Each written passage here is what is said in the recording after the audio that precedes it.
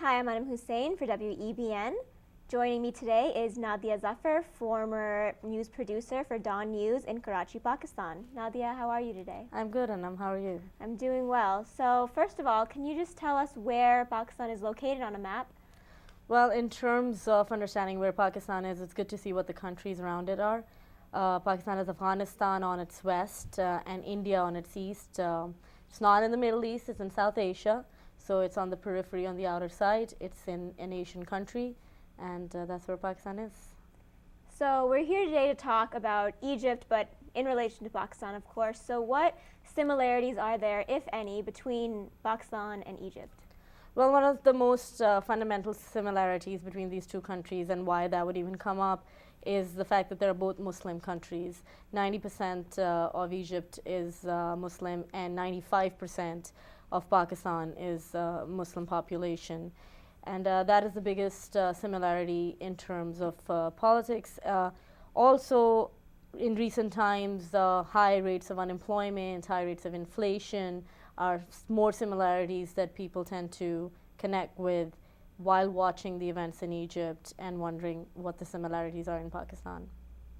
What sort of effects are the protests in Egypt having in Pakistan? Do people have any sort of reaction to it, or is it just happening?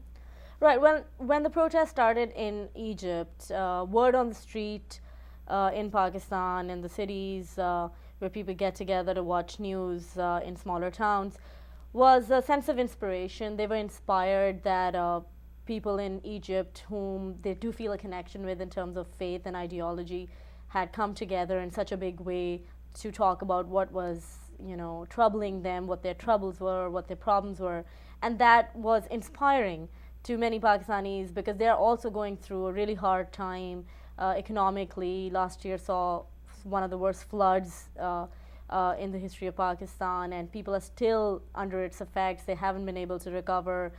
So, they felt inspired. They felt that people are coming together to bring change for themselves, and that is something that is inspiring to them. Also, in another word, people did talk about with each other of how they can perhaps also start airing and communicating their problems, and they toyed with the idea that maybe they can start telling people that they have issues as well and they should come out as well. So there was discussion on the streets about this. Another kind of an effect that bloggers and columnists have talked about is that some people, some age-old romantics kind of connected it with the idea of an Islamic nation, because Pakistan is not Arab. It can be part of the bigger Arab nation that once Egypt had talked about, but it has connected in an Islamic way. And so they said that maybe the dream was now coming true, that the Muslim brethren across the globe will come together in some big way. And that was a sort of word on the street with this uprising in Egypt. So do you think there will be any sort of reaction? Do you think Pakistan will be the next Egypt or anything along those lines? Well, I mean, there's a number of reasons why I don't think that way, and the reasons are not something that I'm basing on my own personal opinion. It's by looking at what kind of word is coming out of Pakistan and what columnists are saying. When you talk about people going out on the streets, we have to see the big difference that is between Egypt and Pakistan. We talked a little bit about the similarities, but there's a difference. And the difference is that in Egypt, they have had the same ruler for 30 years almost, and they are protesting against an atmosphere where it's been difficult to express yourself, it's been difficult to bring change the way you want to. Pakistan, on the other hand, is not going through that right now.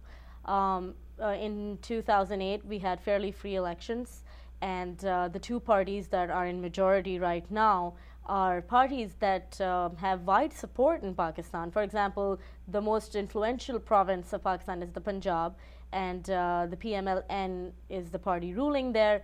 Wide support, people voted for them, and overall the federal government is founded by another party, another political party, the PPP, and they have wide support in the province of Sindh and also in other parts of other provinces in the country. So these have been chosen by the people. Another reason why I would think that this kind of an uprising that we are seeing in Egypt can immediately happen in Pakistan is maybe people don't remember, but we did have a military dictator um, uh, uh, from 2000, from 1999 up till 2008, 2007 when he resigned, and when his decisions became too much, we saw people of Pakistan, the middle class, especially the lawyers community, come out onto the streets while they were fighting for a specific issue, which is to restore the judiciary. But this happened. You know, people came out on the streets already. They came out. It was a very long, lengthened struggle to get the Chief Justice, whom the President of Pakistan at that time, President Pervez Musharraf, had sacked, to bring him back on and bring the judiciary on track. So as a result, the movement happened. Judiciary is fairly free. Media is doing its job fairly free, bringing out different opinions. And the people in power right now, people chosen by the people. And just to wrap it up, another reason is that in Pakistan, for half of its history, Pakistan has been ruled by the military, by the Pakistan army. And people and history are well aware that if you go out into the streets when there is a democracy, when there are people chosen by the people ruling, the only thing that can happen is that the military will come back. So that would be a point of hesitation for the people. You know, if they really want freedom, probably going out on the streets won't bring it to them that way. So I know that some people believe that the fight in, or the protests in Egypt are more like a call for those who have power versus those who don't. Do you think that there's that sort of feeling in Pakistan as well, or people feel like it's kind of like there's certain people who are in power and the people who aren't are just hopeless? You know, I've heard that too. And in terms of where that comes from, there is definite similarity. Like, I mean, in terms of who has power and who doesn't, to me it means that even if there are free and fair elections, who is it that gets the top seats? Who is it that gets to be in the ruling position, right? So that is a similarity between Egypt and Pakistan too.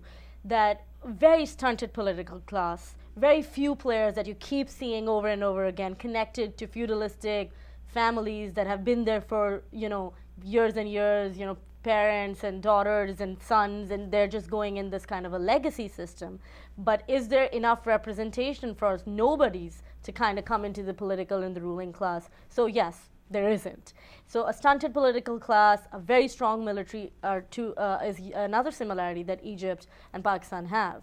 So in that way, this is the battle. Whether that would happen right now in Pakistan, again, given talking about the previous reasons that I just gave you, probably not at this time, because people will probably try to give democracy a chance.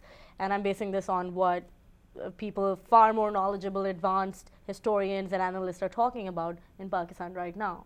So your final assessment would be that what is happening in Egypt would not happen in Pakistan? Would not happen. I would have to be like a real big political guru to figure out that it would never happen or not. But in terms of what I'm seeing right now, it wouldn't happen for these reasons: the fact that there is a democracy in place, the fact that media and judiciary are fairly free. There are other triggers in place in Pakistan that can be troubling to people in terms of unrest that can spiral out of control. And that is a rising anti-Americanism. And if people tend to connect that with what is happening in Egypt, that might increase. Because if this issue in Egypt doesn't get resolved, and if it's extended much more and it gives more feeling to anti-Americanism, which already has taken a hold of in Pakistan, we might see that it can be affected because of that. Anti-Americanism in Pakistan is a big deal because of increased number of drone attacks on civilian areas, sometimes even NATO choppers manned by NATO officials coming into mainland Pakistan on, in pursuit of militants.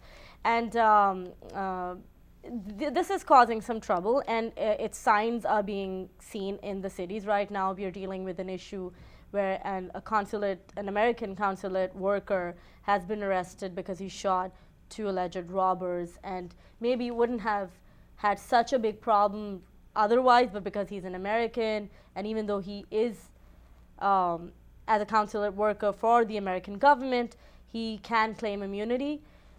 It's causing a lot of furor in Pakistan. And that just goes to show that they're not happy with the American involvement in one way or another in Pakistan. So there are other triggers, rising extremism that the country is seeing, witnessing at this time, that is making some people uneasy. But whether things will happen exactly for the same reasons and exactly in the same way from Egypt, my assessment, based on what columnists and analysts are saying in Pakistan, no, not yet, not for that. And maybe that would be for the better at this point in time. Is there anything else you would like to add? What really needs to be understood in terms of Pakistan is that its geography kind of tells its position in the world. It really wants to be part of the Islamic world, but it's right on the edge of it. But it's come more and more into the focus with events in Afghanistan and its role directly and indirectly in it. And it would be pretty good if more understanding of what the people are and who they are was, and more understanding one way or another of these two cultures of America and Pakistan was enhanced, because that would help people a long way. Well, thank you so much for joining us today. No problem.